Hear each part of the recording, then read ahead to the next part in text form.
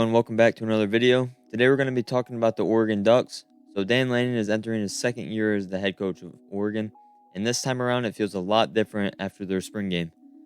There's a lot of energy surrounding the program, both with the 2023 roster and on the recruiting trail. I'm sure Oregon fans know this, but the casual and laid-back fans may not. The staff in Eugene is loaded with talent. From top to bottom, Dan Lanning has a staff full of elite recruiters and developers of talent. Every member has the same mindset as Coach Lanning, and it's the relentless attitude on the recruiting trail that makes them so good. That's exactly where I wanted to start the video. And currently, the Ducks have the 9th ranked class in the composite rankings. 10 players currently committed with a pair of talented wide receivers leading the way. Jordan Anderson and Tyseer Denmark are two of the best wide receiver prospects in the country, and they complement each other very well. Anderson, a very good route runner who catches everything in reach. Then you have Denmark. He's great after the catch and is a nightmare to tackle in open space. Throwing them the ball will be Luke Moga, who is a great dual threat quarterback out of Arizona. Sticking on the offensive side of the ball, 4-star offensive lineman Fox Crater is in the mix, along with 3-star Trent Ferguson. They also stayed in the state of Oregon to get 4-star tight end AJ Pugliano, pairing him with Jackson Ford, a tight end, also plays a little edge. He's from the state of Texas. On the defensive side of the ball, they have 4-star safety Aaron Flowers in the fold, a very talented player out of the state of Texas as well. They also have a pair of front 7 players in Jackson Jones and Tyone Gray, both 4-star prospects at edge and defensive line.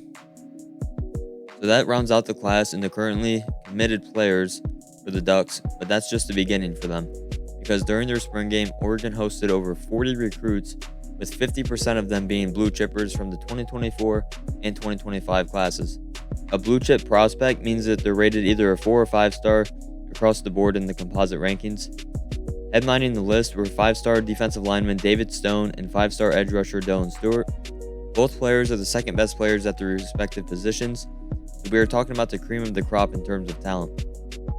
This was the first visit out to Eugene for both players, and the feedback was very positive.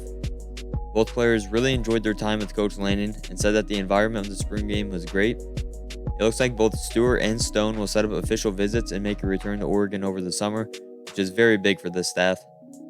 Staying on defense, 5-star linebacker Justin Williams, he made yet another return trip to Eugene.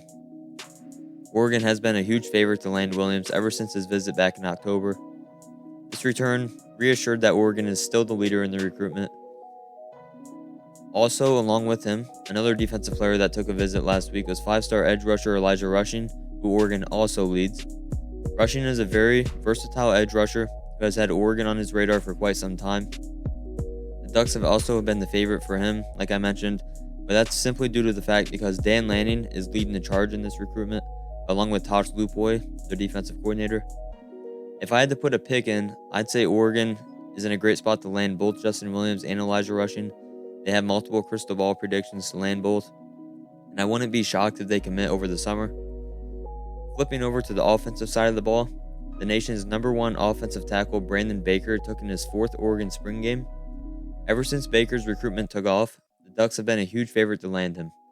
Even after losing offensive line coach Adrian Clem, the interest remains high and mutual between the two parties. Brandon enjoyed his trip to Eugene and is working to schedule an official visit. The last thing with recruiting I want to hit on, though, is this quarterback situation going on for Oregon in their 2024 recruiting class. So Luke Moga is already in the fold, an up-and-coming quarterback with a lot of potential. With that being said, Dan Lanning and the new offensive coordinator, Will Stein, are also targeting quarterback Michael Van Buren out of Maryland. Van Buren made his second visit to Oregon in the month of April. Even with the recent commitment of Luke Moga, Oregon is still favored by many, including myself, to land Michael Van Buren as well. The quarterback has stated that competition won't push him away and that Oregon is building something special with this 2024 class. Now, when I hear that and he talks about how this class could be so good, it sounds like he wants to be a part of it, or he expects himself to be a part of it when it's all said and done. But nonetheless, the dominoes will start to fall, and there is a real and very high possibility that the Oregon Ducks take 2 quarterbacks in this cycle. Another note on Dan Lanning and the Oregon Ducks, they will be in many top 5 and top 8 lists for multiple 5-star prospects. They're in the running for as many 5-star prospects probably as any other program in the country. We're talking Georgia, Alabama, Ohio State. Oregon's in the running for multiple 5 stars. That is important because finishing second and third isn't so bad in recruiting anymore. Down the road, if these highly rated players enter the transfer portal, you already have a relationship built and the familiarity is already there. Alright, so we hit on the recruiting side of things. Now let's flip from recruiting to the 2023 Ducks and how they looked in their spring game. So last year, it was obviously a disappointing season for the Ducks on the defensive side of the ball.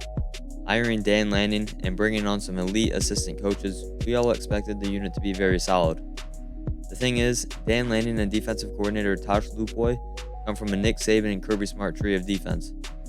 It has been stated on record that running this defense is very difficult in the first year, and the proof would be looking at Nick Saban and Kirby Smart's first year at Alabama and Georgia, when they really both struggled.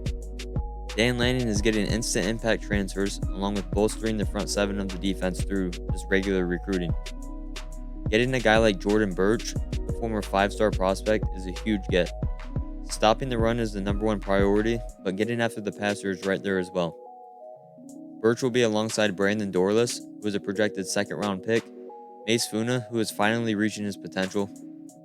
He's from Mater Dei. Back in the 2019 class, he was a top 50 prospect. And they also have true freshman, top 50 player Mateo Uiagalelei from St. John Bosco. It's not often we can say this, but Oregon is 2 to 3 deep across the defensive line this year. Lots of returning starters and future NFL guys, but also 10 true freshmen in the 2023 recruiting class for them are on the defensive line. This unit is deep, and Dan Lanning is building his defense just like he did at Georgia. All of those talented defensive players were guys Dan recruited and developed in his time with the Bulldogs from 2019 to 2021. We're talking Travon Walker, Jordan Davis, Nakobe Dean, Channing Tindall, Quay Walker, guys like that.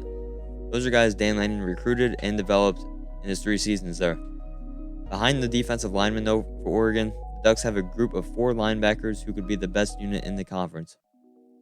We're talking about some absolute studs and overall great athletes at the position.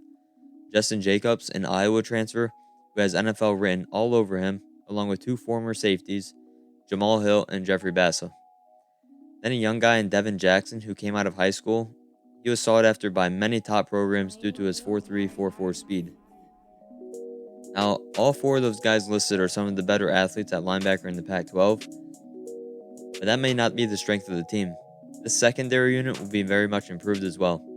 Adding transfers like Tysheem Johnson from Ole Miss, Evan Williams from Fresno State, and then Kyrie Jackson from Alabama, the DB room got much deeper this offseason. You saw that improvement when watching the spring game especially. And overall, I think Duck fans should be very excited about year 2 under Coach Lanning. We all know the offense will be great again with Bo Nix returning, alongside a loaded running back room. Not to mention Troy Franklin, a projected late first to early second round draft pick at receiver. But Oregon fans, let me know down in the comments your thoughts on the Ducks and where they will finish in the 2024 recruiting rankings. Thank you guys for watching. Be sure to leave a like on the video, subscribe to the channel, and I'll catch you guys in the next one.